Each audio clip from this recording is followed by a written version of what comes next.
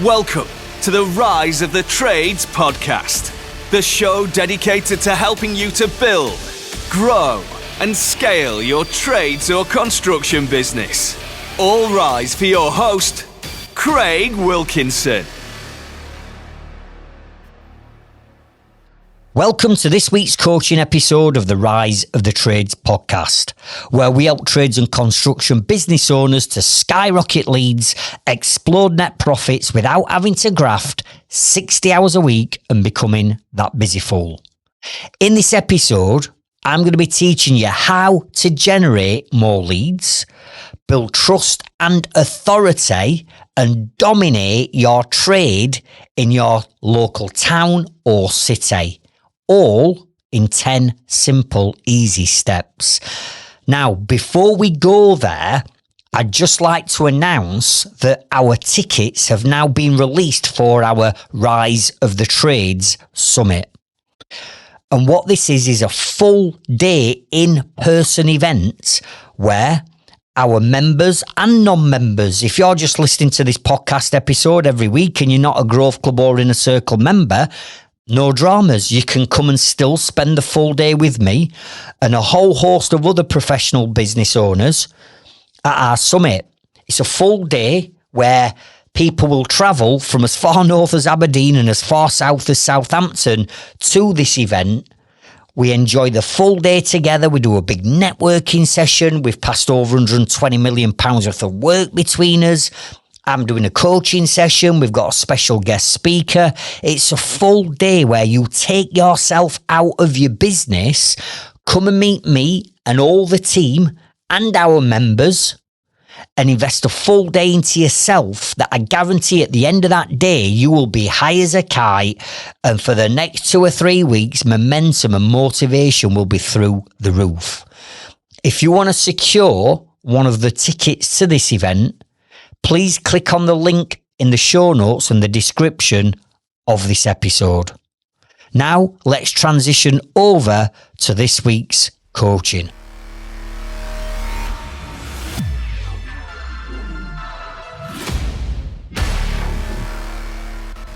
Over the course of the last, let's say, month or so, I've seen a pattern start to emerge.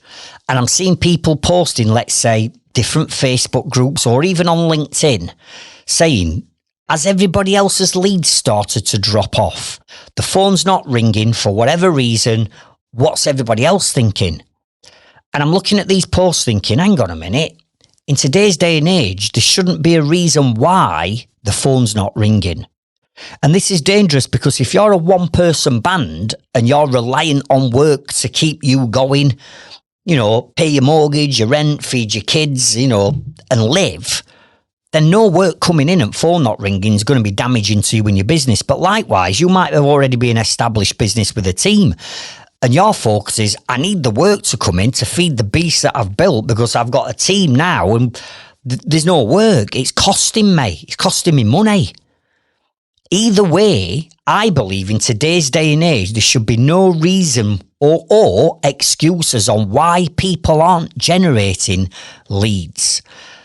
Now, I know that might seem easy for me to say because I've been in business since 1994 and I've been through that feast or famine and I've earned my stripes and I know exactly what to do to generate leads.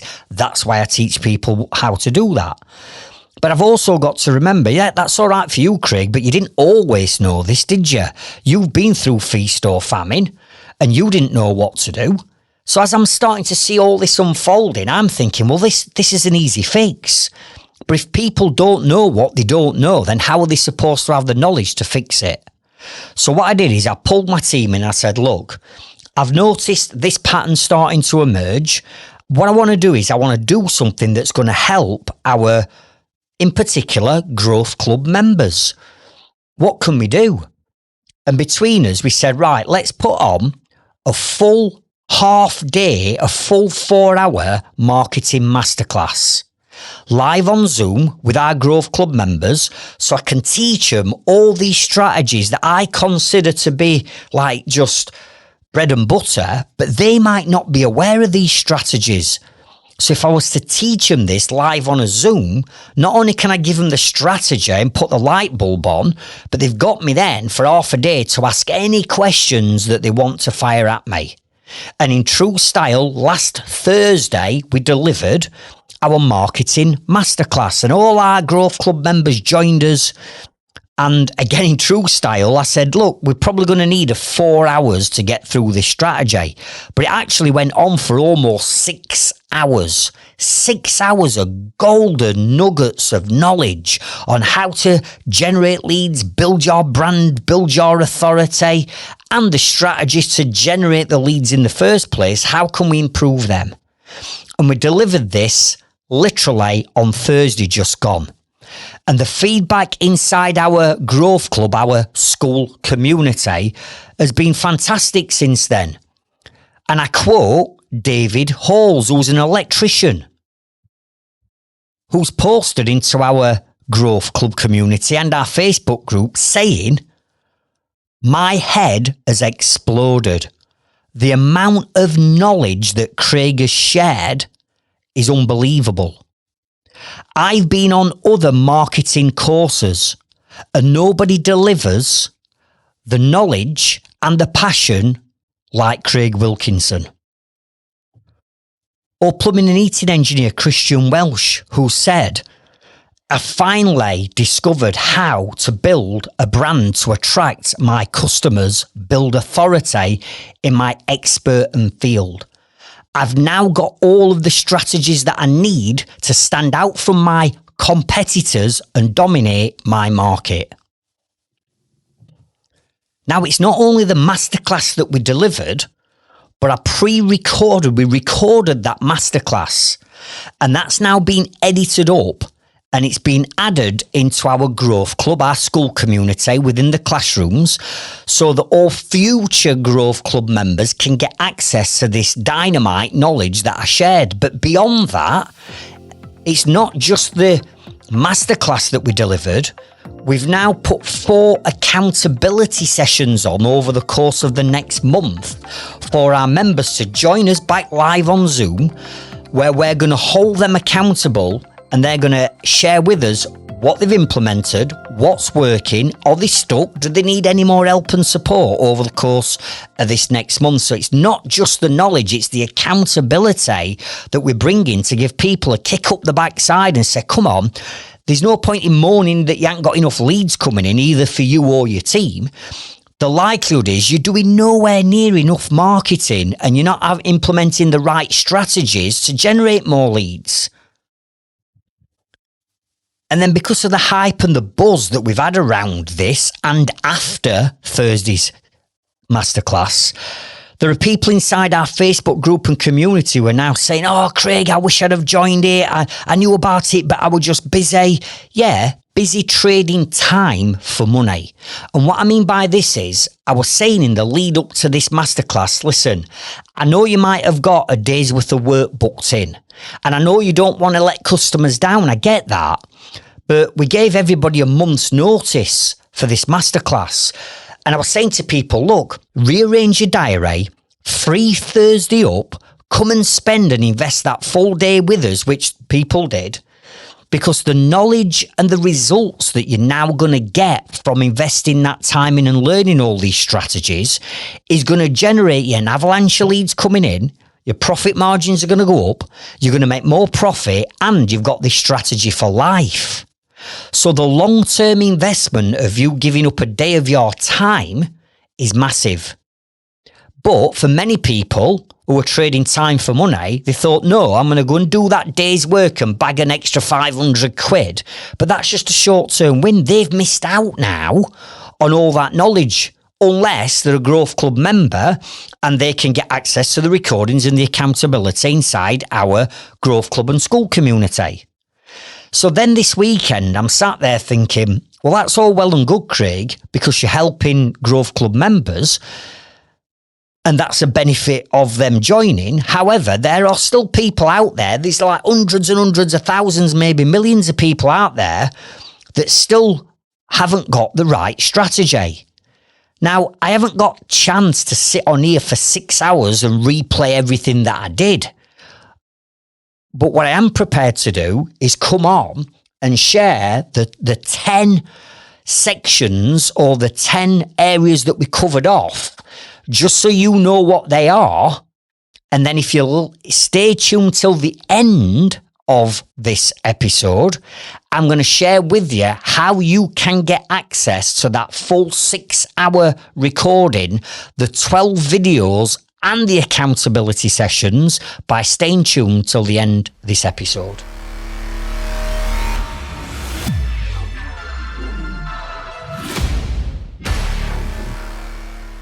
So here lies the first problem that 9 out of 10 trades business owners have got.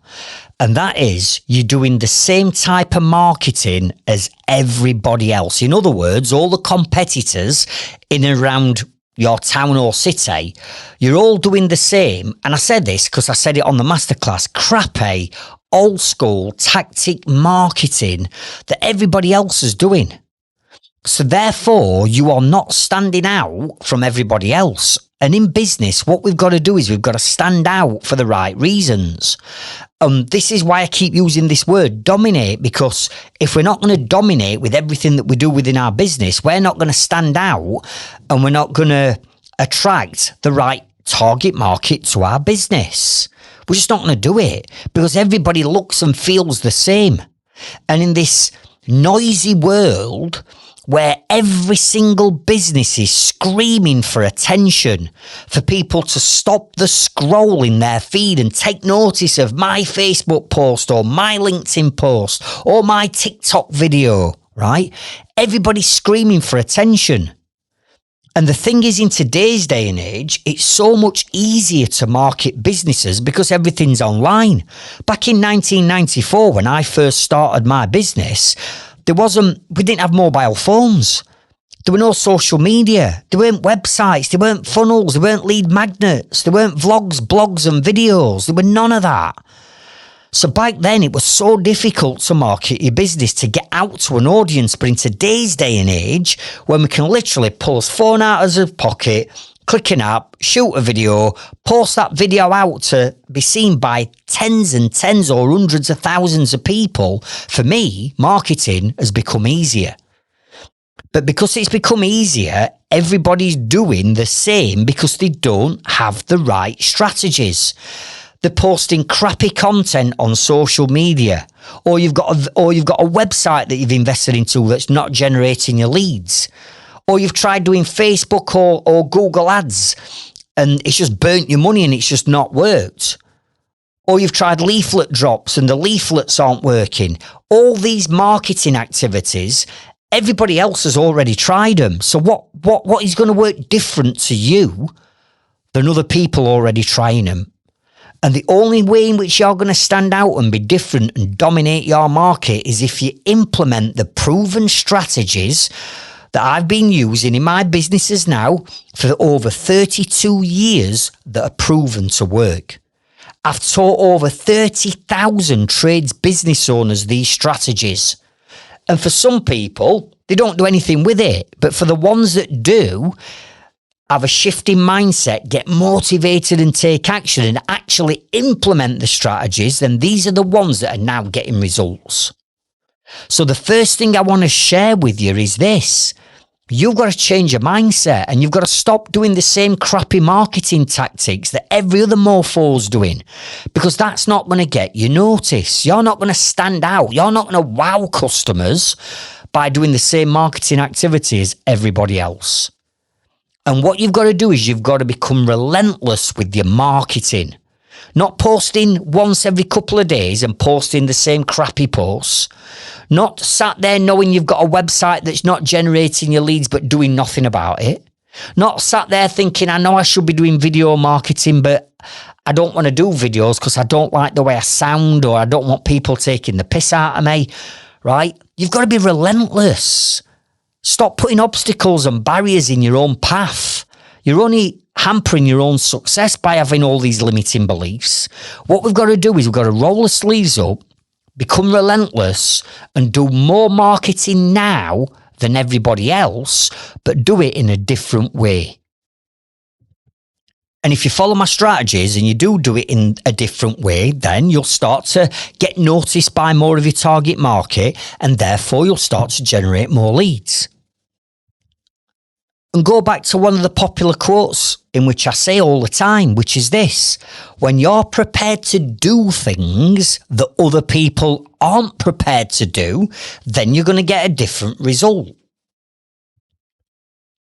And therefore, with respect, we've got to stop whinging and bitching and moaning and whining that you ain't got any leads, and do something about it, because all my inner circle members are busy. All of our growth club members that have been with me for some time are busy. But other people are out there going, I'm not busy, the phone's not ringing. Well, there are customers and clients out there for you. They're just not coming to you because you've not got the right marketing strategy. Now, in the coming chapters, I'm going to break down the 10 areas or the modules or the sections that I ran through on the masterclass. I'm going to tell you what they are. I'm not going to hold anything back. I'm going to tell you what they are. But each one of these 10 has got a strategy within itself. It's not just, oh, I get that, because you'll get everything I'm going to say, but it's the strategy that sits underneath it that's going to get your results. So what I want you to do is grab your notepads, pens and tablets and make notes. But I also want you to listen out for some podcast episodes that's going to go into more detail in some of these areas to give you more of the strategy. Remember, on Thursday, this was almost 6 hours.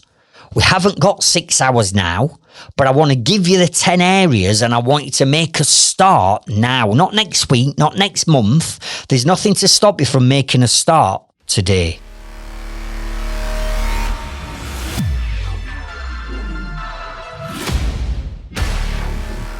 Step number 1 was becoming a content creator and understanding the 4 emotional marketing and sales triggers that we need to build into all our marketing and all into our sales pipeline.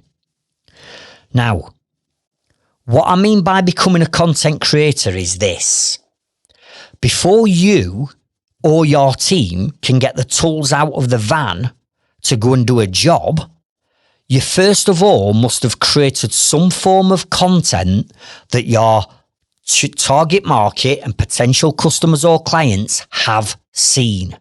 You've got to have put something out there somewhere for people to have seen your brand, made them aware of what you do to attract them to you.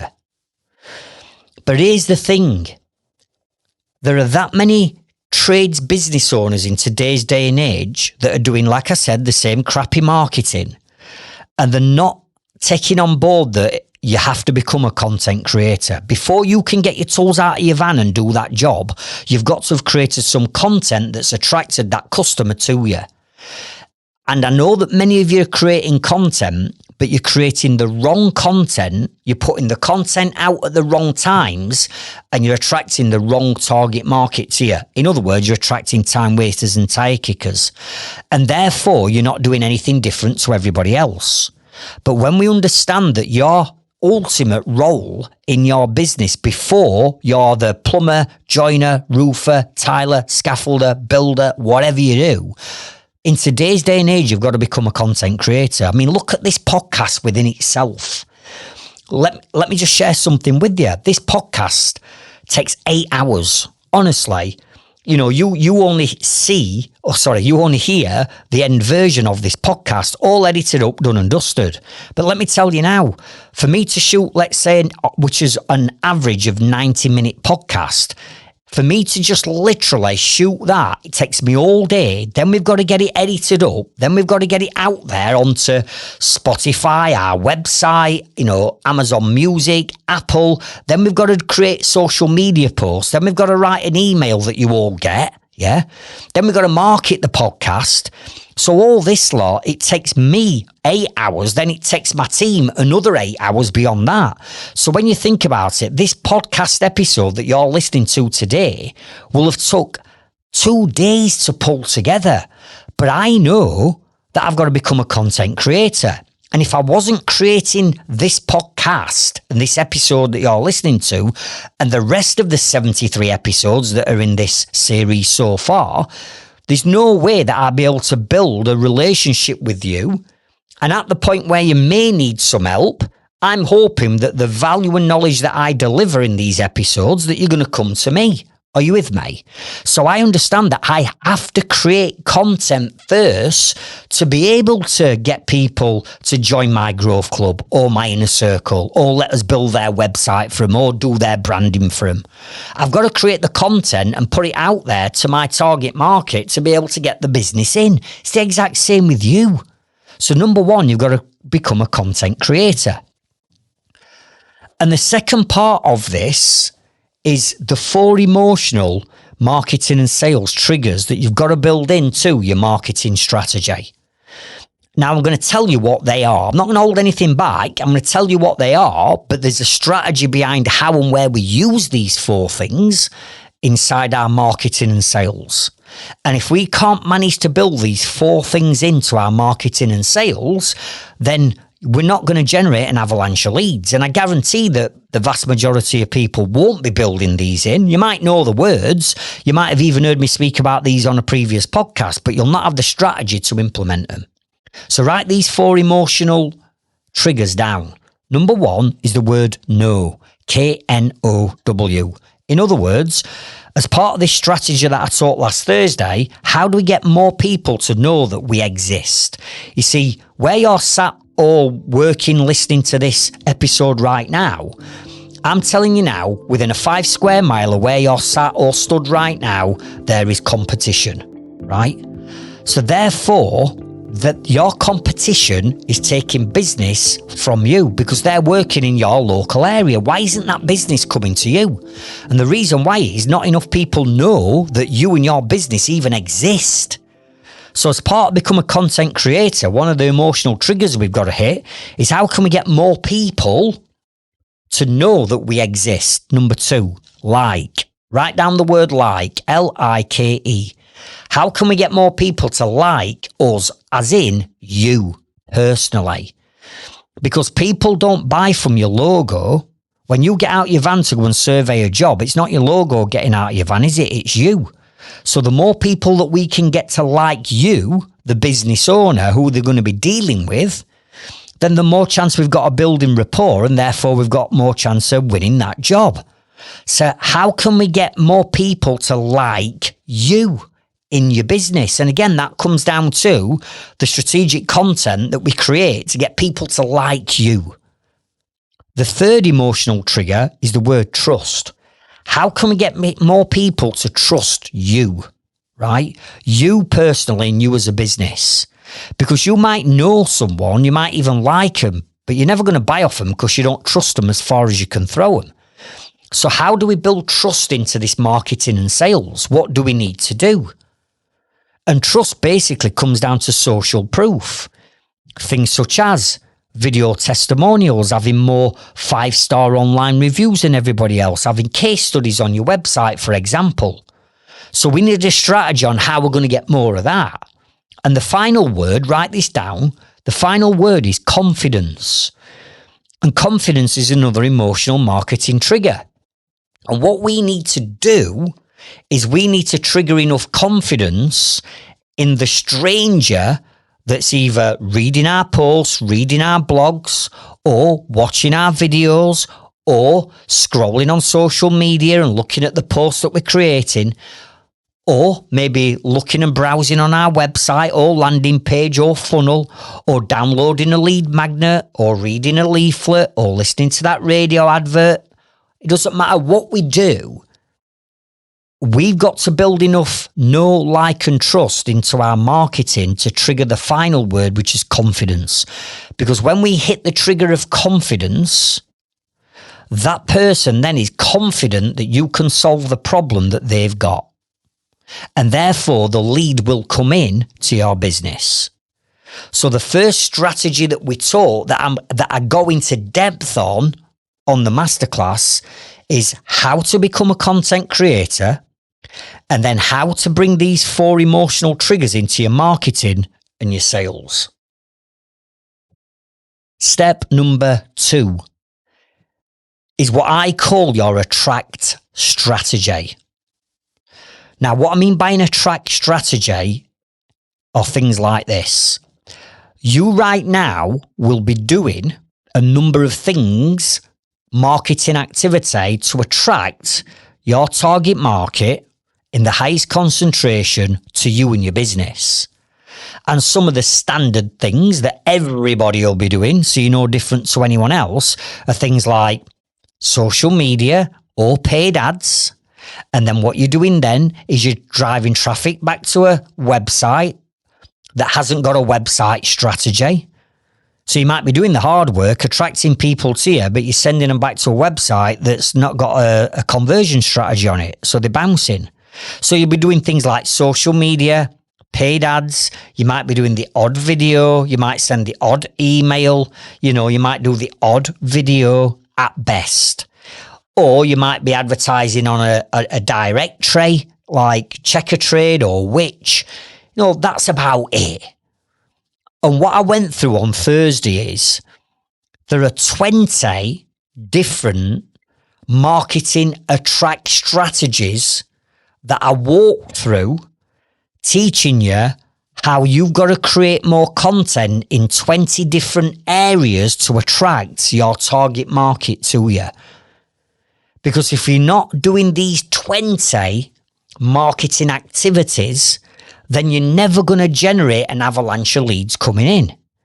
And if all you're relying on is social media, which you haven't got a strategy for, paid ads, which you haven't got a strategy for, leaflet drops that you haven't got a strategy for, online directories that you ain't got a strategy for, you're just literally winging it and having a scattergun approach and trying all this stuff, and you're only doing a handful of things, then you're only going to bring enough business in to keep you going at the rate and the scale of your business as it is right now. So what we've got to do is we've got to create more content by becoming a content creator. We've got to introduce know, like, trust and confidence into that content. And then there's 20 different ways to attract your target market to your business. Now, again, I haven't got a chance to break down all 20 right now. But again, I cover all this off in the masterclass. And again, at the end of this session, at the end of this podcast, I'm going to share with you how you're going to get access to this. So your attract strategy needs to be a lot more. You need to be doing more different types of marketing to attract people to your business. Now, on the masterclass, I shared the 20 things, the 20 top ways to attract people to your business, right? And I said, right, here's what we're going to do. They're the 20, I brought them all up on screen. And after I'd run through each one, I said, right, be honest, take to the chat on the live Zoom and post into the chat how many of those 20 that you should be doing are you actually doing? And seriously, we had the average between everyone who joined the Zoom were 4. 4. Which means out of the 20 marketing activity they should have been doing in 20 different areas, on average, they were doing 4. And the same 4 cropped up for everyone, which is why I'm saying everybody's doing the same basic marketing, which is not getting you found and getting you heard. You have to do all 20 to generate an avalanche of leads.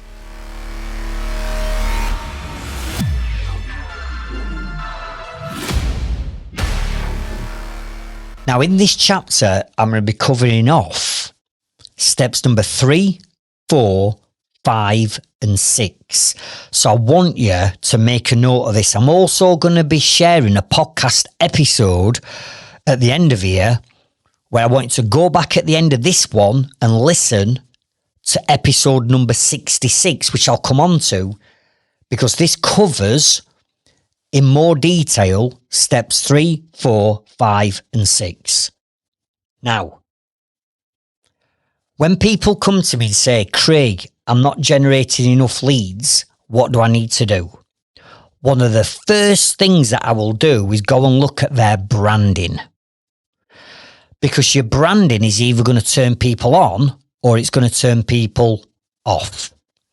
And in most cases, when I look at their branding, the brand is awful. And that's one of the problems on why they're not generating leads. So when I explain this to them, that there are 3 different types of brands and that they need to get this sorted first, it's no, I don't need to sort my branding out. You know, everybody knows me. I've had this logo and this name forever, and everybody knows me around here, and I'm not touching that. So just tell me how to generate more leads. What do I need to do? I'm like, no, you're missing the point. You're missing the point. Marketing is not a quick fix. It's not a magic wand. You can't miraculously just generate leads overnight by just doing this on social media. There's a bigger picture behind it. There's a far bigger strategy behind it. And the thing that underpins it all is your company, business, brand, on how you are perceived in that market. So step number 3 is you need to understand this. Write this down. There are 3 vital business brands that you've got to build. And if we don't build these 3 business brands, particularly in today's day and age, you're going to struggle generating leads. So step 3 is there are 3 business brands. I'm going to walk you through each one of the 3, and I'm going to give you some pointers to what each one is. So within step number 3, I walked everybody through, write this down, the 3 P's to branding. And what I mean by this is these 3 words that I'm going to share with you now, all beginning with the letter P, that you've got to build into your brand. And if we can't build these into our brand, we're going to be turning our potential target market off because we haven't brought these 3 P's in. So write this down. Number 1 is perception. You see, your target market is going to build up a perception of you and your business by the content that you're actually creating.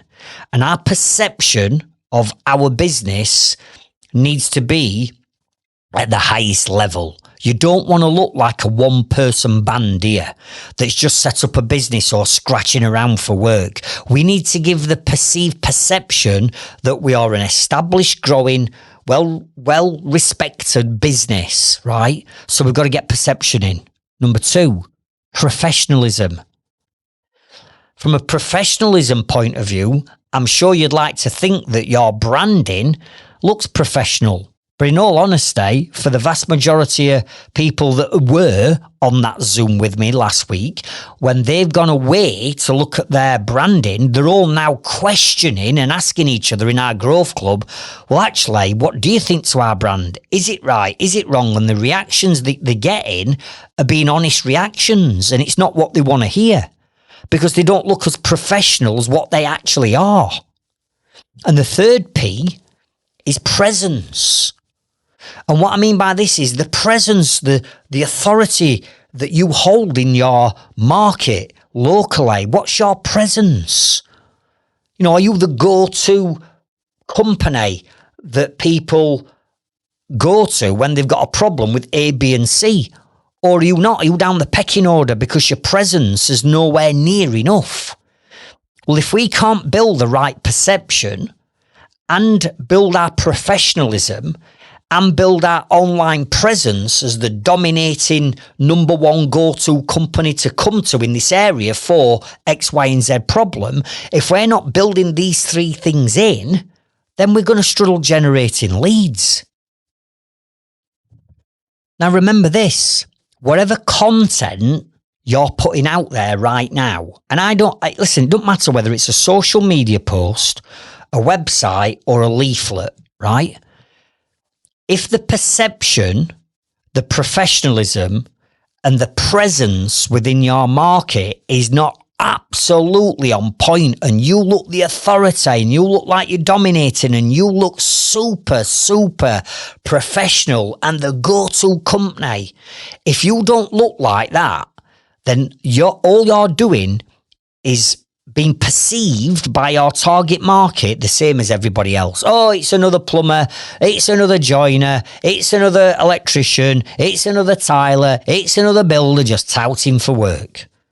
I want you to be the best.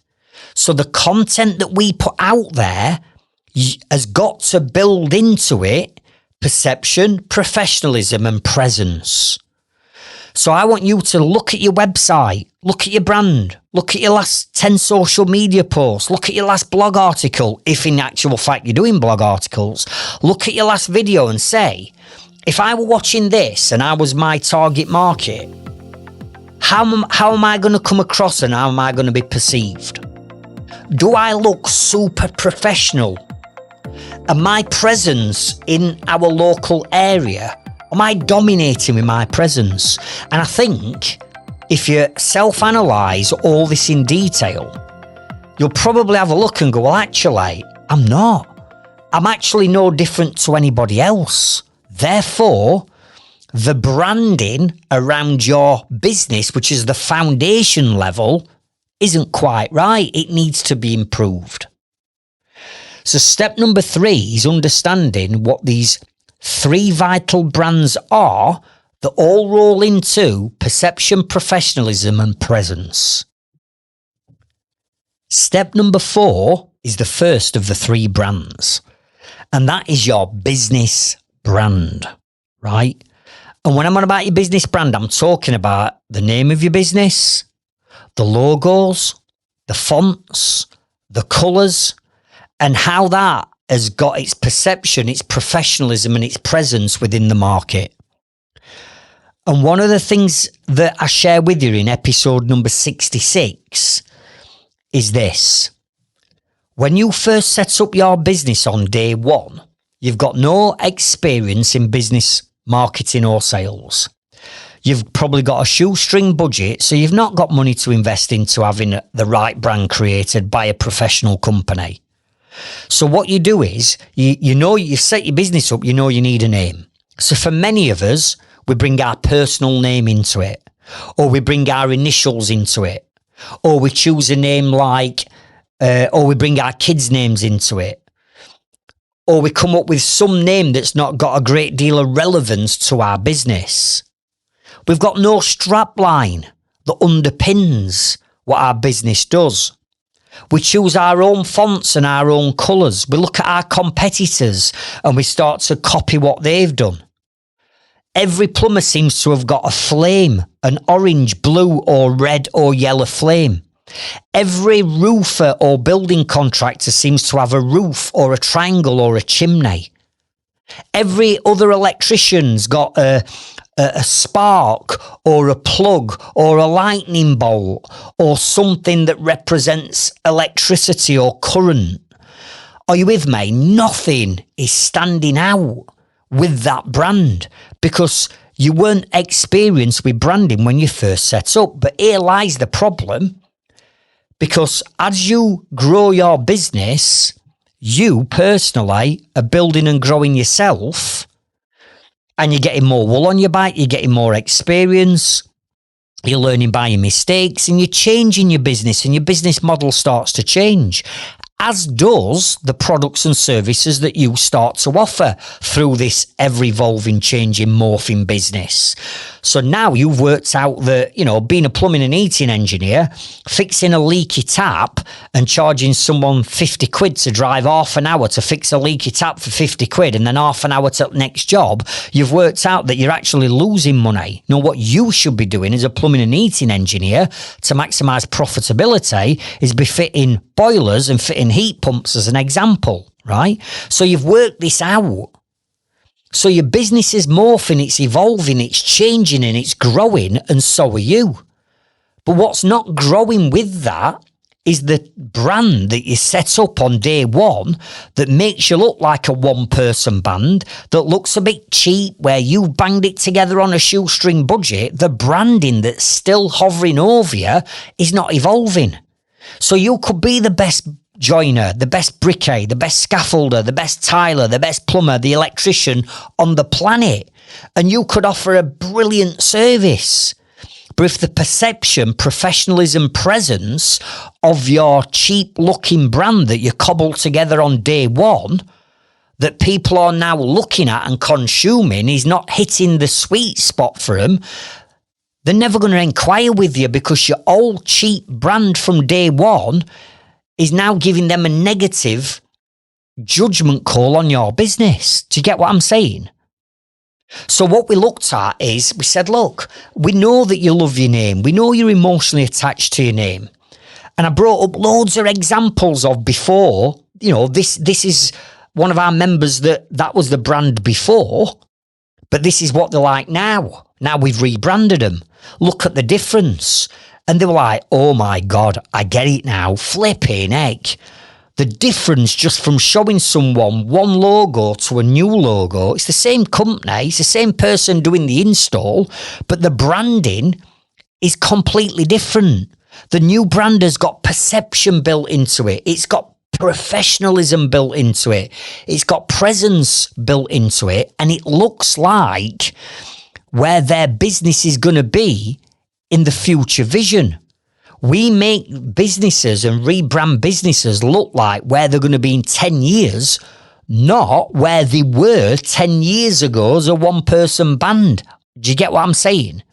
So things like having flames as a plumber, having your initials or your name in your business makes you look small fry, makes you look like a one-person band. Therefore, every customer is going to expect you at their beck and call. They're going to want you on the job, you doing the pricing, you on the phone, you emailing, because you've made yourself look like a one-person band, where what we need to do is lift the lid on that, get the perception that you are a growing, established business where your professionalism is sky high and your presence in this market is you're dominating the market and you're now the go-to company that people want to go to. That's where we need to be. So your business brand is either turning people on or turning people off. Step number 5, which is the second part of the 3 vital parts of branding, is your personal brand. Is you. Remember, your perception of you, people are making a judgment call on you based on the content or the lack of content that you're putting out there that's got you on it. Your professionalism as a person, when you're putting content out there, that comes into it. And again, that presence, that authority, that confidence, is that there in your business, and is it demonstrated throughout everything that you're doing with your marketing?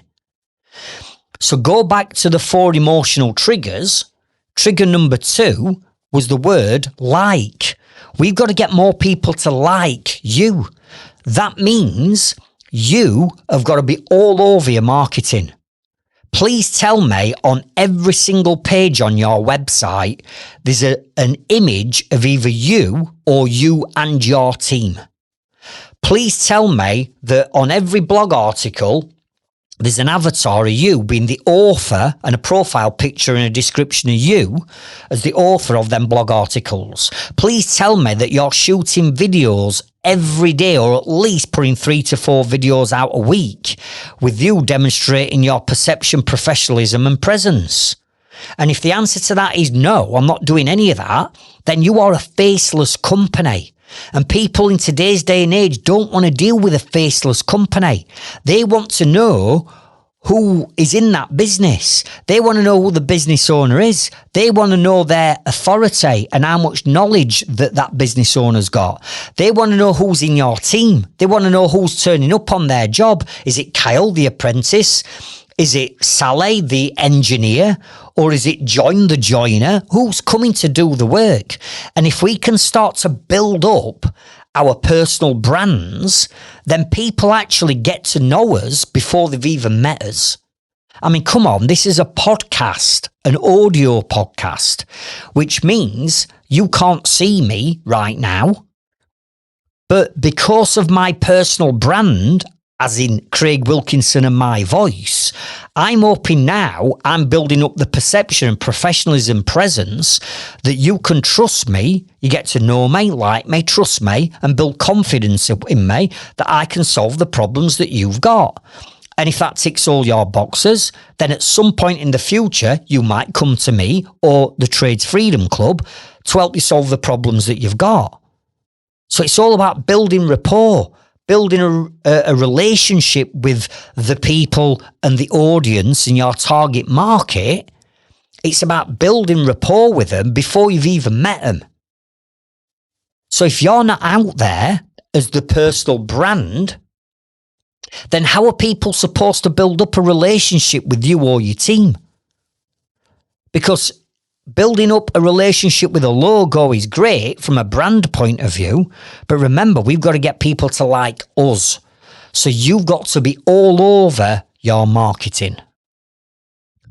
And again, on the masterclass, I showed images of, let's say, our members before they took this on board, and just showed some images of them, doing whatever they do, or pull some images of them off social media, and I put them into the training on Thursday. And then I said, but these same members of my inner circle that have gone away and worked on their personal brands now look like this. And I showed them images that had been shot or staged of them doing what they do for a job, highlighting their perception, professionalism and presence in the market. And it were like night and day. We were showing images of this person. That's what they look like on social media before.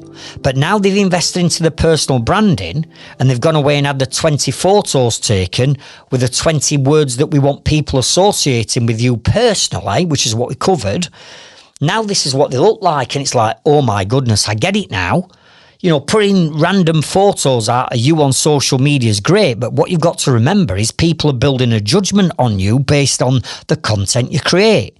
Whereas if we change that slightly and we write down 20 words that we want associating with us personally, and then go and get photographs or videos of you showing them 20 words, then we can build up a new 3Ps. So what I want you to consider doing is going and getting some photographs of you and your team, and you can take these on your smartphone. You don't have to have a professional photographer. Go and take some photographs of you doing what you do best, and then get them on your social media, on your website, in your brochures, on your lead magnets, on your blogs. So if you are a electrician and you fit solar panels, right, where's the photograph or the videos of you on a roof with your uniform on, all embroidered up, all clean and tidy, with a photo of you and your team fitting the panels to the roof? If you have got a page on your website where you're talking about solar panels, the likelihood is you've got a stock image that everybody else has used. That's not unique. That's not doing different. That's not going to stand out. But a really nice photograph of you and your team, all branded up, fitting a solar panel, and then that image goes on the solar panel page on your website, is where we need to be. Polly, an electrician, Little Miss Electrical, was on the session. Polly's a female electrician. She's brilliant at what she does. She's got a fantastic brand. And what I said to Polly is, right, if you're going to fit a new consumer unit or a fuse board, then let's get a photograph of Polly or a team, embroidered top on, with a screwdriver or something like that, or pulling a fuse out of a fuse board. Right, you ready? Stay there, smile, right, click. Right, we've got that image, and that's going to then fit on our consumer unit or rewire or whatever page you've got on your website. So we're bringing you and your branding into that personal brand. And step number 6, and the third part of branding, is your brand authority. Now, what I mean by brand authority is this.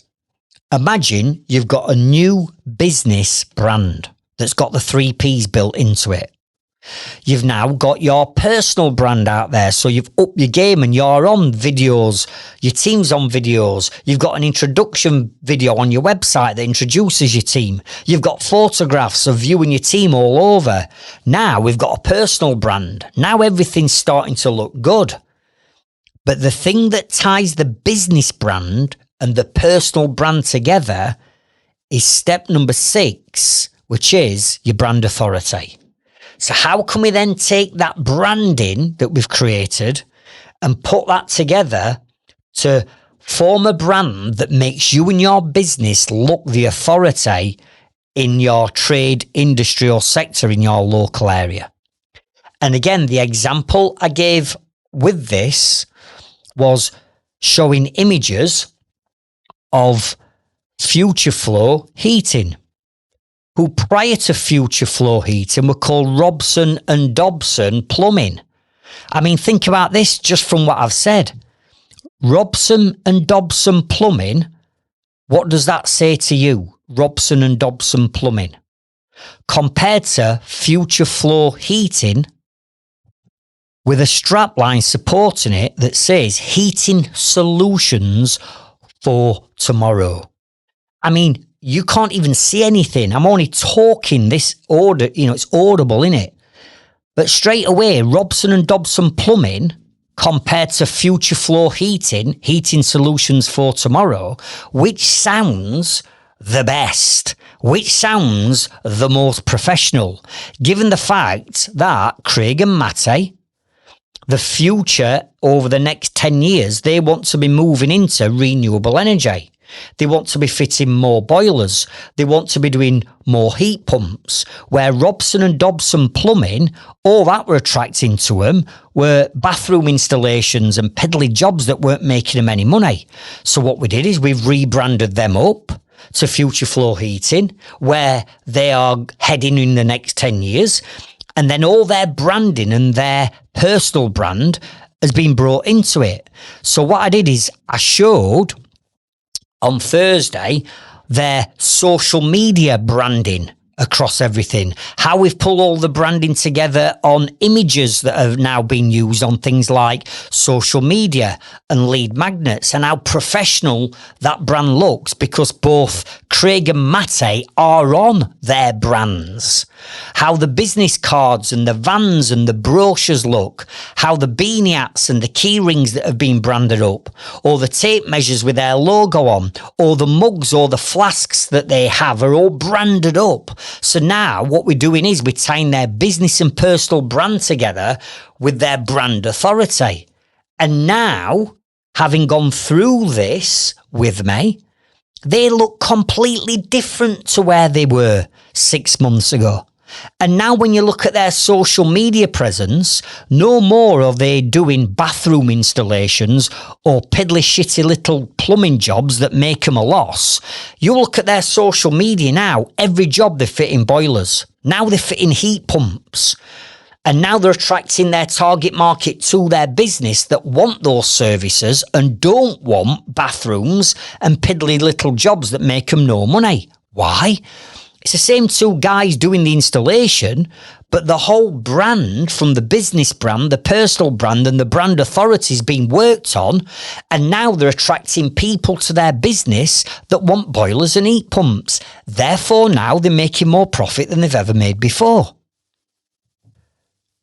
So what I want you to do is listen to episode number 66, which is all around building a business brand, right? These 10 steps that when we rebrand businesses, there's 10 steps that we go through. And I don't keep these as a secret. I give you the 10 steps because you don't have to use us to have the rebrand done. You might be able to take the knowledge I give you and go and build the ultimate world-class brand yourself. But if you get stuck, you know how we are. Likewise, I want you to listen to episode 57. Because in episode 57, I go through how to build a personal brand that attracts leads in 3 simple steps. So I'm giving you the knowledge in those 2 podcasts. That's episode 66 and episode 57.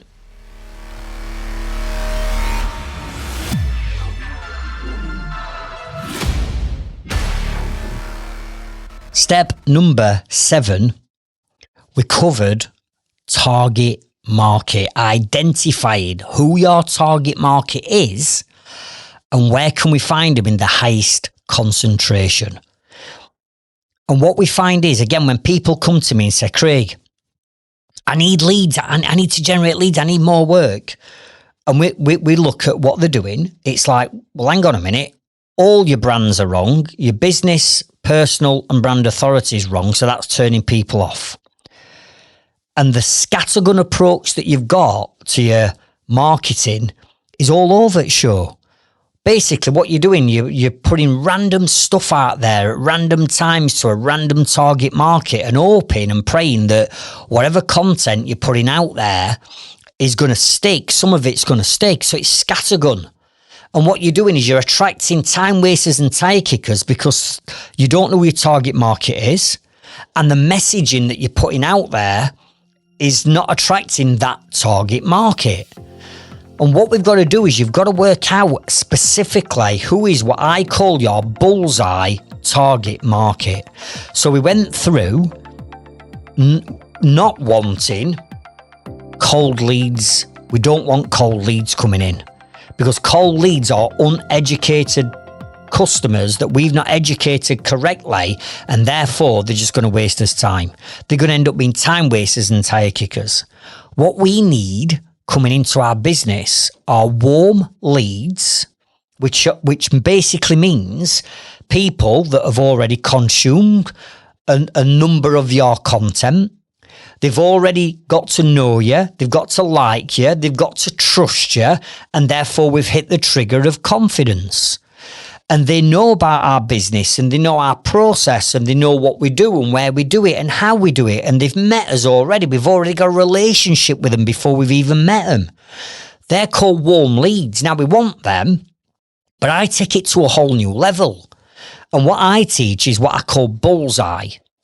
And bullseye is if you could describe your absolutely perfect, ultimate future customer, who would they be and what would they look like and where can we find them? And that's what we've got to start working on within our strategy. Who is that bullseye? Now, what I walk through are the 9 characteristics that are made up to identify your B2B, business to business. So let's say, for argument's sake, you're an electrical contractor and your target market are building contractors that you can work with and they'll give you first and second fix work. Then that's B2B. Or you might be a shop fitting company. So therefore, facilities management companies or architects or designers might be a good fit for you. That's B2B. There are 9 characteristics to work out who your B2B target market is. Likewise, we've got B to C, business to consumer. So that might mean you are a joiner and you are going to give Mrs. Jones, living round corner, a price to replace all her internal doors. You might be an heating engineer and it might be Mr. Jones round corner and he wants a new boiler fitting in his 3-bedroom semi. That's B to C. Now, to work out who the bullseye are, there are 9 characteristics to work your B2B and your B2C out. So on the actual masterclass, I walked you through what all 9 characteristics are for each one of those target markets and explained in detail why you need to identify these, how you identify them, and then what we're then going to do with the bullseye target market that we find. Because a pattern will start to appear in who your target market really is. Let me give you a couple of quick examples. So let's say, for argument's sake, you went through your last 100 leads that came in. And let's say each lead came into your inbox. And you went through all them leads. One of the characteristics is it male or female that is your ideal target market? Now, I know what you can say. You could say, well, actually, it could be Mr. Jones or Mrs. Jones that contacts us for that new boiler. It's the same, isn't it, Craig? And it's like, well, no, it's not. I understand that either Mr. or Mrs. might contact you, but go back through your last 100 emails and have a look. And it might be that 75%, 3/4 of those leads that have come in from Mrs., the female. Yeah, 25% still coming from Mr., but what we're now starting to establish here is, right, more females contact us. Therefore, our bullseye is a female. Do you get what I'm saying? Age is another demographic for the B2C. Now, you could say, well, hang on, I could fit a boiler for anyone. I could fit a boiler for a young couple that are starting out in the first home who are 22-year-old, all the way through to a retired couple that want a boiler fitting who are 75-year-old and everybody in between. I'm like, yeah, I get that. But if you were to look at all the last 100 leads and you were to say, do you know what? If I had to have a guess what Mrs. Jones' age were, what would I guess? And then you go, well, actually, the next customer, what would I guess they were at? And if you can't remember, you've only got to go to Facebook, can't you, and have a look on Facebook to have a guess at their age, right? Then what's going to start to happen is if you looked at the last 100, then a pattern's going to start to appear. And all of a sudden, it's going to go, yeah, I can fit boilers for 22-year-olds up to 75-year-olds and everyone in between.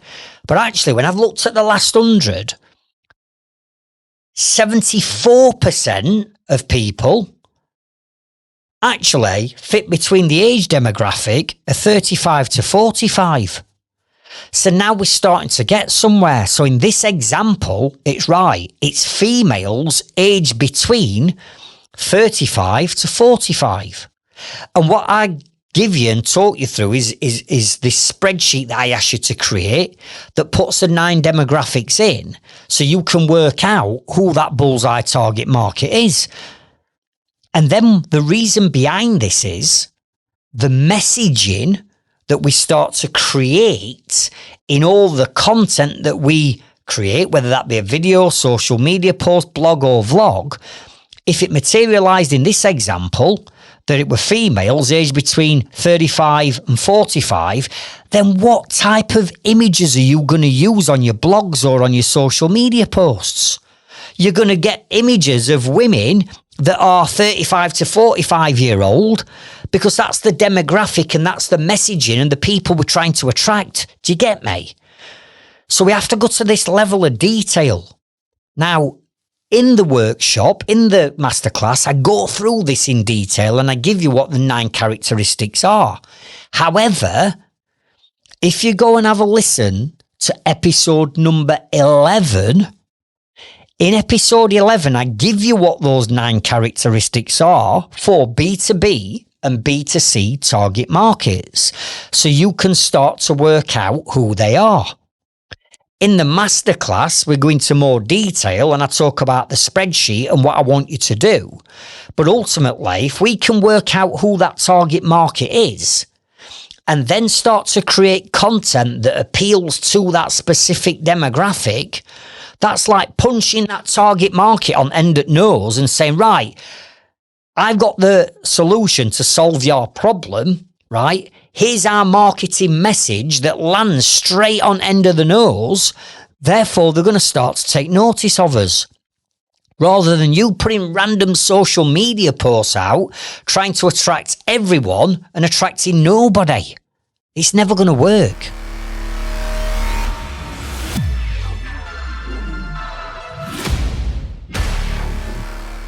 Step number 8 was your target market's pain points. Pain point marketing. And I'm an absolute master at this, which I'll come on to and explain. You see, now we've identified who that target market is. What we now need to do is something different to what everybody else is doing. And what everybody else is doing is they're selling the products and services that they offer. So if you're a heating engineer, you're constantly selling boilers. You're constantly putting images of boilers that you've installed on social media. And let's face it, unless you're a heating engineer, how unsexy is a boiler? I mean, come on, who wants to spend 2, 3, 4 grand on having a boiler fitted a white box that gets shoved in a cupboard, nobody wants to spend 3, 4, 5 grand for a white box, do they? So stop selling the products and services that you're offering and do things different and follow my strategy and start to sell the solution to the problem that your target market is currently experiencing, right? So stop selling the products and services, start selling the pain and talking about the pain that the target market is experiencing. And once you've talked about the pain and built a rapport up and they've gone, that's me, that's exactly me, that's how I'm feeling. Then what you do is you offer the solution to solve the problem. Come on. Look at this listen to this podcast, right? What am I doing on this podcast? Yes, I'm giving you knowledge, but I know what your pain points are. I know my target market are, and I know what your pain points are. Why? Because I'm a joiner that's grown a business, that's made every mistake and experienced every emotion in building a trades business. So I know what the pain points are. For instance, lack of leads coming in, or you're investing time and money on marketing that's not generating your leads. You're staying up till 9, 10, midnight, doing your paperwork, your admin, your quotes and your invoicing. You're doing everything manually because you've not got ServiceMate or Leadzilla introduced into your business. Therefore, you can't go on holiday for 2 weeks without your phone ringing or your team or your customers emailing you, WhatsApp in you, texting you. Many of you have got cash flow problems because you don't know the numbers in your business. You don't know how to price jobs correctly. You don't know about gross profit, net profit, balance sheet, directors' loan accounts. I know what your problems are. So what do I talk about? I talk about the problems that you've got. Then what I do is I drop in the solution every now and again to solve the problem you've got. Hence the reason why I talk about my growth club, why I talk about my inner circle, how we can build you a website that will get you to number 1 on Google, how we can rebrand your business so you look like you are where you're going to be in 10 years. But I'm not ramming this down your throat. I'm not saying to anyone, right, join my inner circle, click this link, pay your deposit. I'm not doing that because that's what amateurs do. So we've got to stop selling the products and services and start to sell the solution to solve the problem. And one of the examples that I showed on the masterclass was images and videos from when I had my building company. And I shared with them how my competitors were sharing posts and putting their marketing out that looked like this. And I showed a picture of an extension that one of them had built that looked like a bomb site and a bomb had gone off on it. And I said to everyone, look, all I'm going to do is show you a picture. I didn't mention any competitors' names. I won't be unprofessional and do that. I just showed them a picture from years ago. And I said, look, this is what a company that was supposed to be my competitors, this is what they were posting. I said, and look at that image, and I'm not going to say anything to you, just by the 3 Ps that they have now given you on this one image. What is that saying about their business? And everybody said the same thoughts. Unprofessional, no health and safety, look like a bomb site, wouldn't trust them, wouldn't have them working on their house. And I'm like, right, because they're selling extensions. And they're saying, look, we've started working on this extension. If you want an extension, give us a call or on this number or click this link and visit our website. Whereas then what I did is I showed an image of a teenager in an extremely messy bedroom. And the purpose of showing that image was the pain that people are experiencing when they've got a growing family and they're running out of space and the kids' bedrooms are a mess because they've got no storage space, or they've got teenagers and they find an half-eaten mouldy pizza underneath the bed in a pizza box, or a glass of milk on the windowsill that's gone mouldy. Come on, you know what teenagers are like. So what we used to do, and what I still do now with the strategy, but when I had my building company, we'd be saying, hey, listen, are you, call out our target market. So are you a growing family living in these 3 postcode areas? Because we'd only work in 3 postcode areas of Sheffield. We wouldn't work anywhere else. It were that precise. And you've got a growing family, and therefore the pain you're experiencing is this, and this. So we're calling out the target market because we knew we were. We're getting laser focused on the pain that that particular person is experiencing. If this is you, right, then imagine having this. And then I showed an image of a converted loft conversion that we'd done. I said, so what we can do is we can take you from this pain to this pleasure. And what I didn't show is the inbuilt or the destruction of a loft conversion being inbuilt, because who wants to see their house being torn apart? Nobody. So is this you? Messy bedrooms, expanding family, running out of space, but do you want this? And show them the end result. If you do, listen to these video testimonials. And then what we'd do is we'd link up video testimonials back to happy customers and clients telling the world how amazing, clean, on time, on budget, friendly we were, mentioning all our team's names to bring the personal branding, and telling anyone, listen, if you're running out of family living space and you need extra space, you need to speak to Craig and his team because they're absolutely brilliant. And I were doing this back in 2010. Pain point marketing. But in today's day and age, number one, people are still selling the products and service. You see, back then I weren't selling loft conversions, I was selling space. Back now, I'm not selling the Growth Club or the Inner Circle. I'm selling time and financial freedom.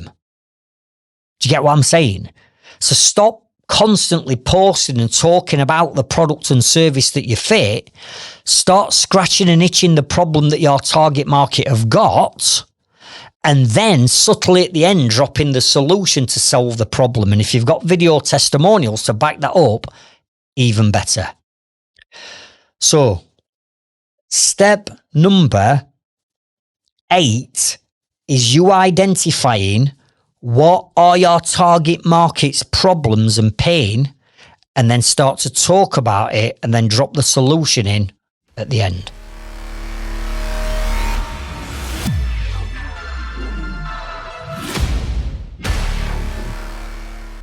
Now, before we move on to steps number 9 and 10, I want you to think about what we've covered so far in this episode, right? And then I want you to ask yourself the question, have I got all this foundation work right in the first place? Because again, reiterating what I've already mentioned, when people come to me and say, Craig, I need more leads, I can teach you how to get more leads. But if number one, you're not going to become a content creator and you're not going to build in the 4 emotional triggers, I can't help you. I can't guarantee your leads because the foundations are wrong. Or number 2, your attract strategy, where you're just doing the same 3 or 4 or 5 things as everybody else, if you're not prepared to bolt on 20 different attract strategies that I'm going to teach you, then if the mindset is, oh, I'm not going to do videos, or I'm not going to do this, or I'm not going to do that, then I'm not going to be able to help you. Number 3, have you got the 3 vital brands in place? Which was step number 4 were business brand, step number 5 were your personal brand, and step number 6 was your brand authority. So when I look at it and I say, look, I'm going to suggest that you take a good long hard look at your brand because it doesn't represent those 3 Ps, are you prepared to rebrand? Are you prepared to get on photos and videos and introduce your team? Are you prepared to pull all this brand authority and work on these 3 Ps? And if the answer to that is no, I can't help you. Number 7, target market. Surely it makes logical sense for people to just invest time into understanding who your target market is, to avoid the scattergun approach. Because as we know, the scattergun approach is the quickest way to burn your own marketing budget and burn your own spend, but also the quickest way to attract time wasters and tire kickers. And if you're not prepared to work on understanding who that target market is, then I can't help you. Number 8, your target market's pain points.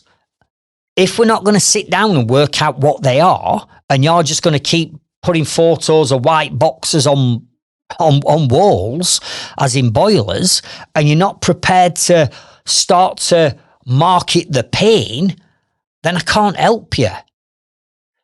Now, if they say to me, Craig, I get it all now, I understand this, my foundations are wrong, I didn't realise this, nobody's ever taught me this before, I've just done what everybody else has done, and I know that I need to implement these strategies and I'm willing to do it, right, now we're getting somewhere. Now I'm going to help you generate more leads, but we can't do that until you become a content creator. We build them emotional triggers in. We get that right attract strategy and you're doing 20 different things to bring people to your business. We've smartened up all 3 of those brands. We've identified the target market. We know what the pain points are. As and when we've done that, then we can move on to steps 9 and 10, which I'm going to share with you now. But until that point, if we don't get the basics right and the foundations right, then everything we build on top is going to come crumbling down. And what I said on Thursday, where it's like this. If I give you a plot of land to go and build your dream house on, you're not going to rock up on day 1 of that build and meet the ground workers and say, right, just start excavating and digging footings out for me. Because they're going to go, well, where's the plans? Where's the drawings? What am I building here? What am I creating? Who is it for? How big is it? How many rooms? What's the design? What's the style? I'm not going to go, don't worry about that. Just get digging, lads. Forget about having a strategy. Let's just wing it. Just start digging. You're not going to do that, are you? You're going to make sure that you've planned out the build of the house. And as part of that plan, you're going to bring in certain key trades at certain parts to make sure that when the house is finished, it's exactly what you need to get the end result. It's the same with marketing. You need to have the plan first. The foundations have got to go in right first. And this is foundation work, which I'm teaching you now. We've got to get that right first. And then what we do the equivalent of bringing the different trades in to build the house. We bring the different strategies in then at the right time to then get the end result.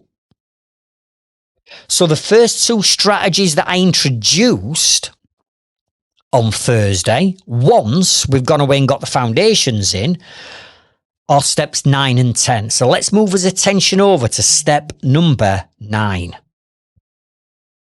Which is your social media strategy. And the reason why we choose social media strategy as one of the main strategies that we're going to use moving forward is for a number of reasons. Number 1, it's free. Other than investing your time into it, all the organic posting that we can do to reach thousands of your target market is insane if we've got the right strategy. Number 2, we know that your target market are on social media every single day. So in terms of timing wise, we can put content out there every day of the week that we know is going to hit the target market, and it's all free, right? And number 3, social media is a really good place to drive traffic off. In other words, we're going to drive traffic off Facebook, Instagram, TikTok, LinkedIn, and other channels back to your ultimate sales tools, which are these three things. So just write these down quickly.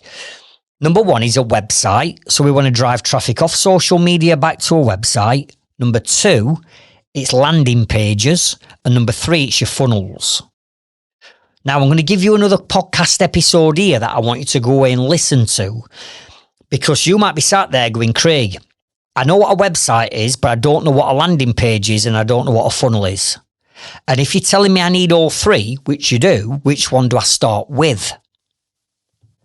So if you check out episode number 30, which is called Websites versus Landing Pages versus Funnels, which one generates the most amount of leads for you, go and check out episode 30 and I go through that entire strategy. So the first thing that we covered with social media strategy is your branding across your social media platforms. And again, this is why I'm saying that remember the 3 Ps when people looking at your content or on your social media platform, whether that be your personal Facebook even, never mind your business profile page on Facebook, but your personal one, they're going to be making a perception up of them 3 Ps based on the content you're putting on Facebook. Now, what I started off with saying is, once we've got the branding right and your personal branding right and this authority, then what we do is we update all of our social platforms, including our personal Facebook. Even though you might not want to use Facebook for personal stuff because you've got a business page on Facebook, I still encourage you to upload a cover image across everything that you do on social with an image of you that shows what you do for a business as the cover image at the top.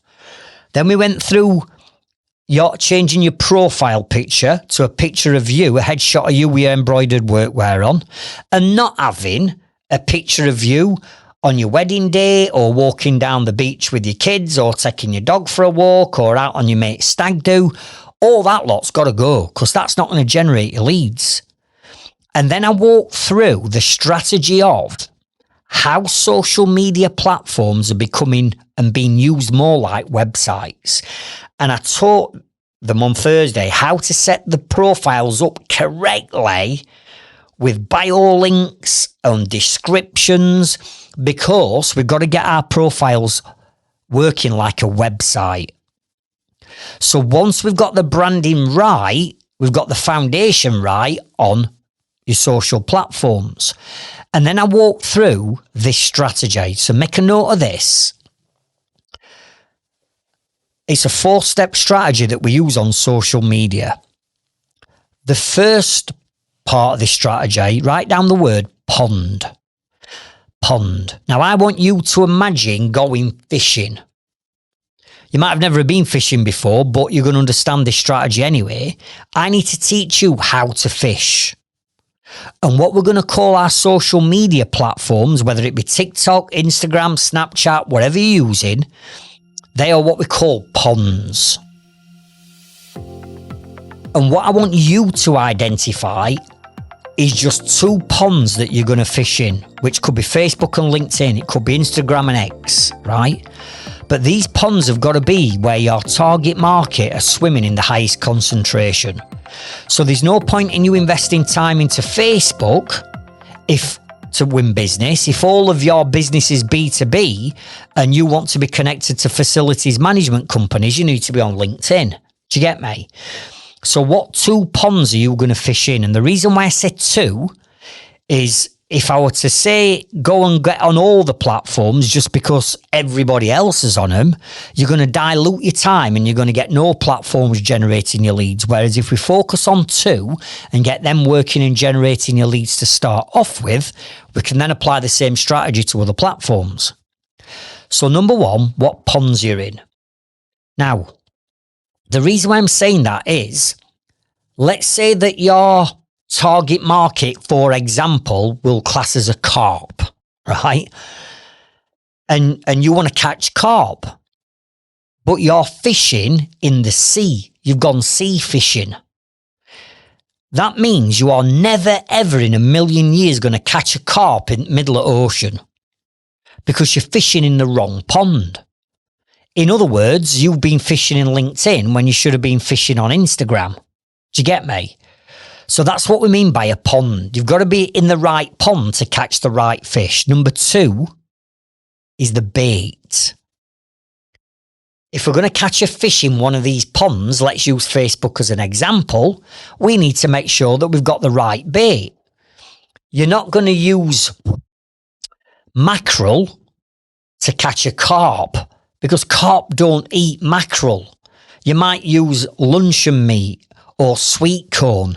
So you've got to make sure that the bait that we're trying to catch these fish in is the right bait, and bait equals content.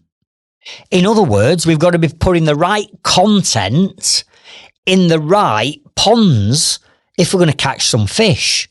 And here lies the problem. Many of you are putting the wrong content out on the wrong platforms, and therefore you're not really catching a great deal.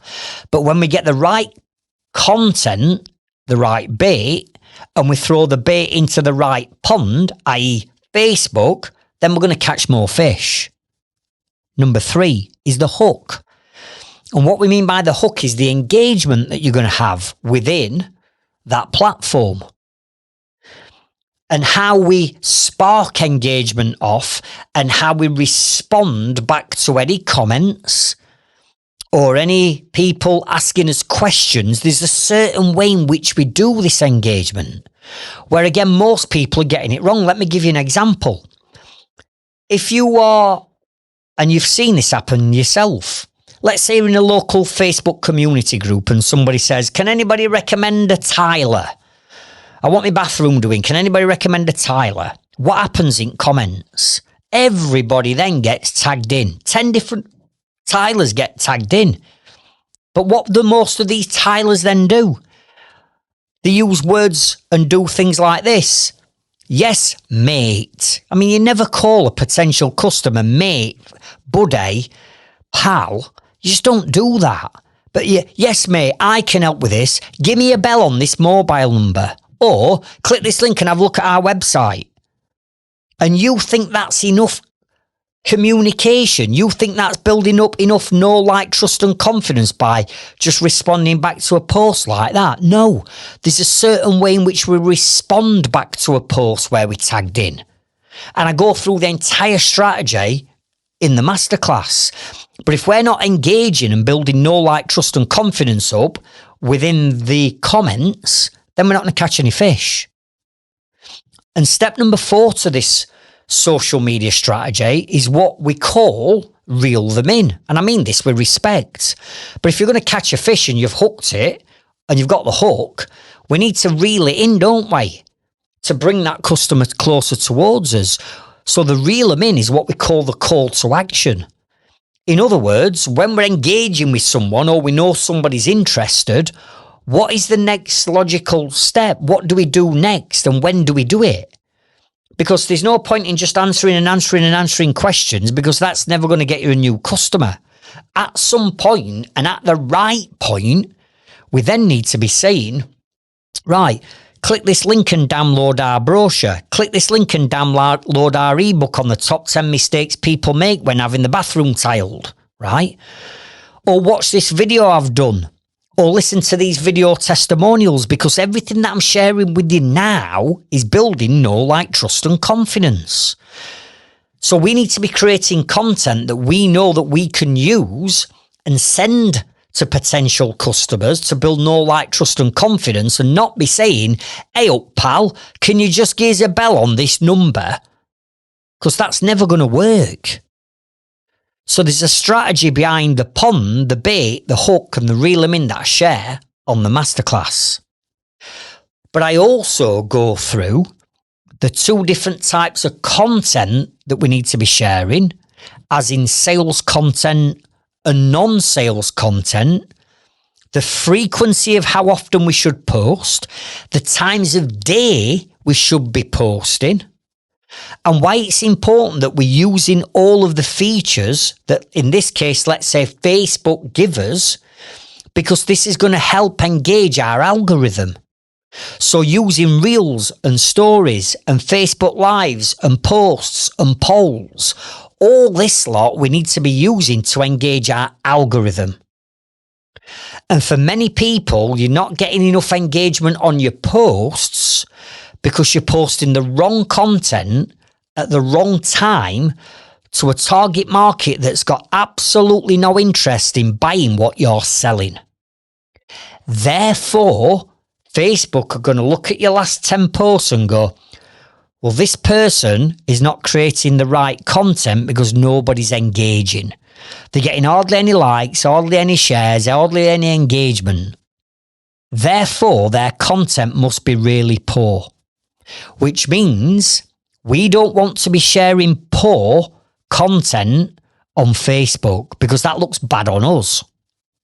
So what they're going to do is they're not going to show your post, future posts to hardly anyone because you've killed your own algorithm by the poor content you've been putting out there.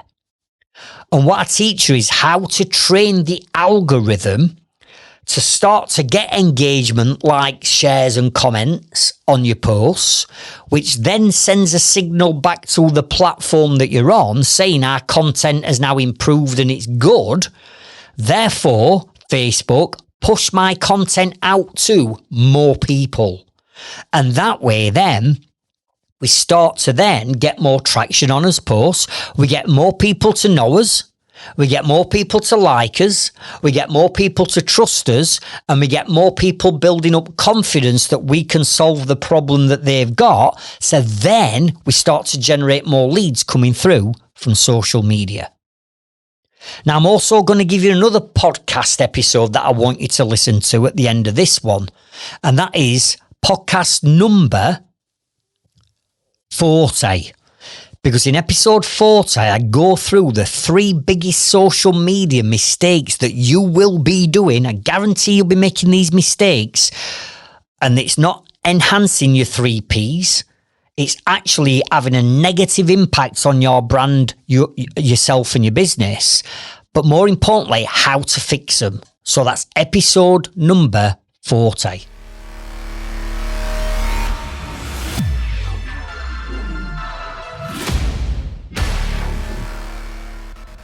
Step number 10 is video marketing. I'm telling you now, the most powerful form of any type of marketing, anything on the planet that's going to generate you more know, like, trust and confidence and more leads is videos. And my first video was uploaded into YouTube on the 26th of October 2010. 2010. That's 15 years ago. This joiner from Sheffield stood on scaffolding, building a loft conversion, recording a video about the loft where I'm hitting my target market with pain points. I'm then sharing this content across YouTube. And back in 2010, we started to generate leads coming off YouTube back in 2010. And in today's day and age, I'm still absolutely gobsmacked that business owners that have got a phone in the pocket with a HD camera on and a mic that they could buy off Amazon for 30 quid. I'm still gobsmacked that in today's day and age, business owners are not using video marketing. I just do not get it. And short of sabotaging your own limiting beliefs that you don't want to be shooting videos because you don't like the sound of how you sound, you don't like the look, you don't come across as confident, you know, you don't want to make a fool of yourself, you don't want your mates taking the piss, you don't want to say the wrong thing. All these limiting beliefs that you've got, I also had 15 years ago. But I'm not putting them as obstacles and hurdles and barriers in front of my own success. Why would I put obstacles in front of my own success? So I'm prepared to do what other people aren't prepared to do. And that is I'm prepared to record videos. I'm prepared to do a podcast, for example, right? Because I know that I need to become a content creator to generate me more leads. So on the video marketing session, I went through the following. The 5 number 1 videos that you have to start to create as a trades business owner. And if you're not going through these 5 videos, right, and you haven't got these, you're going to struggle. In fact, listen, let me just tell you what they are, right? Grab a notepad, grab a pen, let me just tell you what they are. The first video that you're going to need is an introduction video.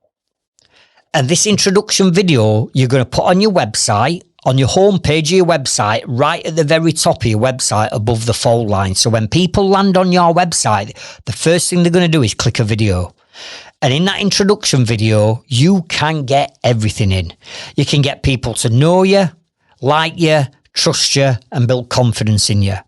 You can call out your target market in that video. You can then give them the solution to the problems in that video. You can introduce your team into that video. That introduction video just ticks all the boxes. Number 2, you need testimonial videos from your happy customers and your happy clients, sharing how amazing your business is. You see, you're bound to tell everybody that you're the best at what you do, because everybody does. But you can't argue when people of independent third-party past customers are telling the world how amazing you are. That's the biggest sales team you can build. Testimonial videos.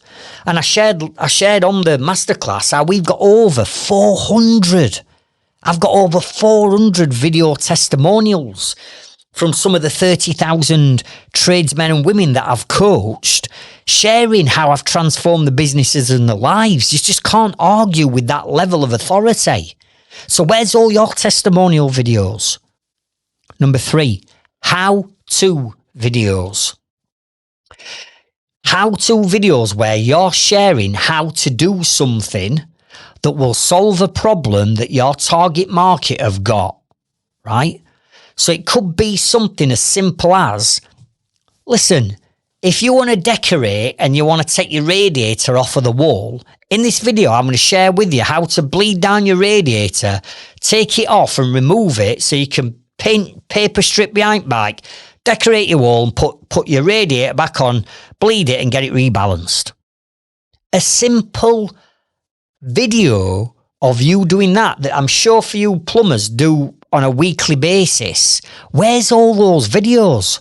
If I were a joiner now, still hanging doors, I'd be doing a video on this is how you hang a door correctly.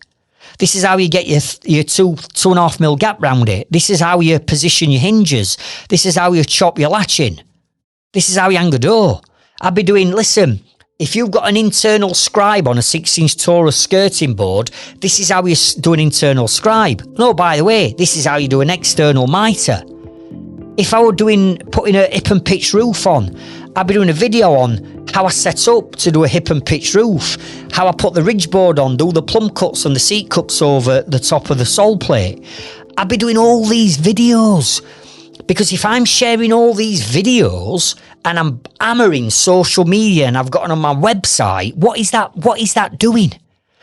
That's getting people to know what we do without actually selling the hang doors. That's actually getting people to like me. That's getting people to trust me because they can see that I've got the knowledge that's going to solve the problem they've got. And then 3 emotional triggers hit the 4th one, which is confidence. So you've got to get the how-to videos done. Number 4, pain point videos on you talking about the pain that your target market's experiencing. And now you understand what their pain is. But this is the solution to solve that pain. We've just covered pain points. You need to be doing pain point videos. And the 5th video that you all need is the before and after videos. Not necessarily too many during, because we don't want to see too much disruption. But, you know, I've just rocked up on this. Imagine doing a video like this, and I'm just going to shoot straight from hip here, right? So this is not scripted. I'm just trying to give you an example. Let's say I was still doing loft conversions for a business. I could do a video outside a customer's house. And here's how I'd start the video off.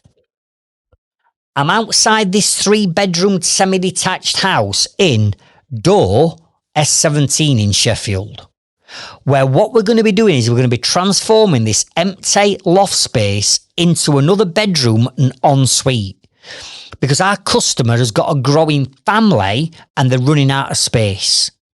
They don't want to remortgage and move to another house because they like where they are, they get on well with the neighbours, and the schools that the kids go to are fantastic. Now, what have I just done in saying that at the beginning of the video? I've called out my target market. I've told them the postcode areas that they need to be in. I've described the house. It's a 3-bed semi because a lot of our jobs were 3-bed semis. I've explained that they're running out of space, that it's going to be another bedroom and ensuite from a growing family. I've explained the reasons why they've stayed put and not moved, all within like 10 seconds. So if I did a before video like that and put that out, then maybe halfway through I do another video showing the progress, but no like a bomb site. We don't want any of that. And then I did a video at the end showing the job, and then me doing a video testimonial with a customer where I just get my phone out and say to the customer, also, Mrs. Jones, on a scale of 1 to 10, how satisfied are you with this job? Oh, 10 out of 10. And what makes you say that? Oh, you were clean, you were tidy, you were on time, you were on budget, Craig. It's amazing. And what would you do, Mrs. Jones? Or what would you say to anyone that's considering a loft conversion in S10, S11 and S17 in Sheffield? Oh, 100% you need to contact Craig and his team. Can you see what I'm doing? So if you haven't now got introduction videos, testimonial videos, how-to videos, pain point videos, and before and after videos, I had all these back in 2010. What's your excuse? But on the video marketing, we didn't just go through those 5 videos.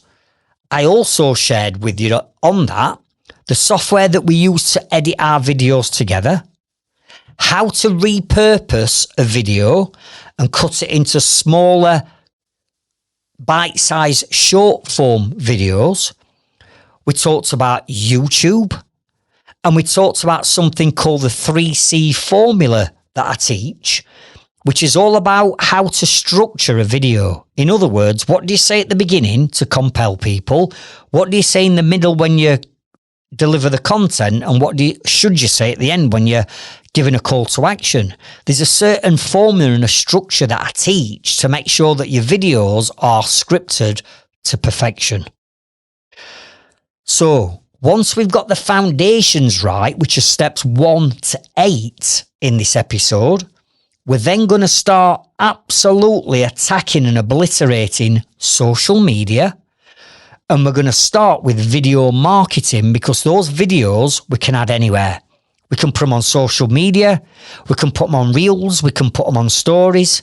We can put them on our website. We can put them on YouTube. We can put them on YouTube Shorts. We can put them on TikTok. We can put them on Instagram.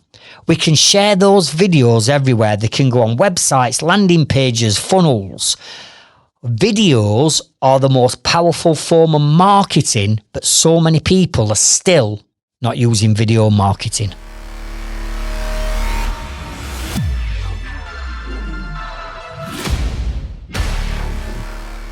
So what I want you to do from this episode now is that I really want you to focus on them foundations, steps 1 to 8.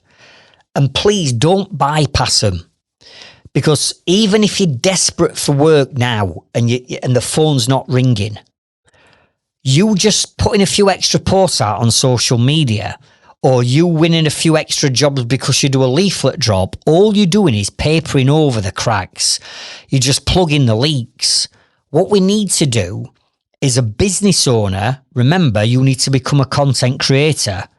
Where we need to start is implementing steps 1 to 8, which takes a bit of time. And you might go, Craig, I ain't got time. Well, whose fault's that?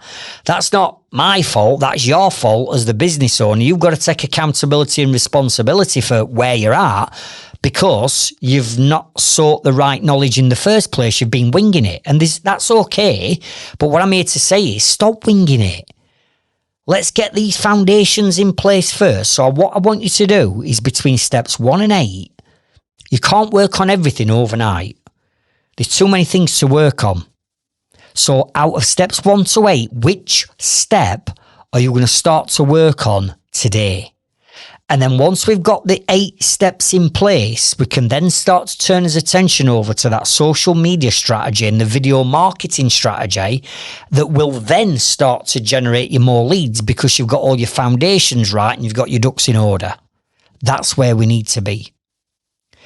Now, I said at the beginning of this episode, I'm going to let you have the information on how you can get access to that almost 6-hour marketing masterclass, as well as the accountability sessions that you can also get access to, as well as over another 100, you heard me right, another 100 videos and training on every area of business and every other area of marketing.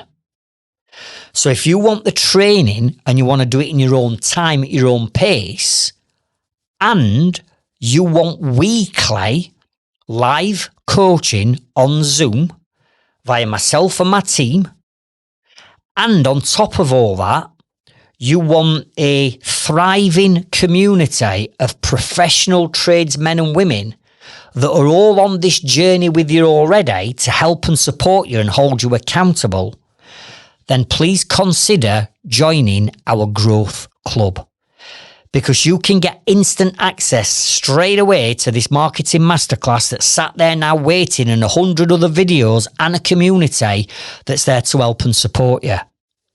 All you need to do to access this community is click the link in the show notes and the description that says Growth Club around this podcast, and come over to our Growth Club and community, and let's help you and let's get stuck in.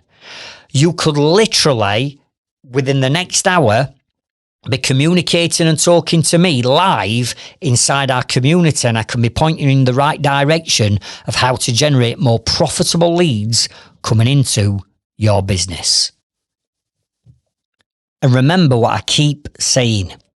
When you're prepared to do things that other people are not prepared to do, then and only then will you get a better and different result. So I'll catch up with you on next week's episode, and I'll meet you at the top. Thank you.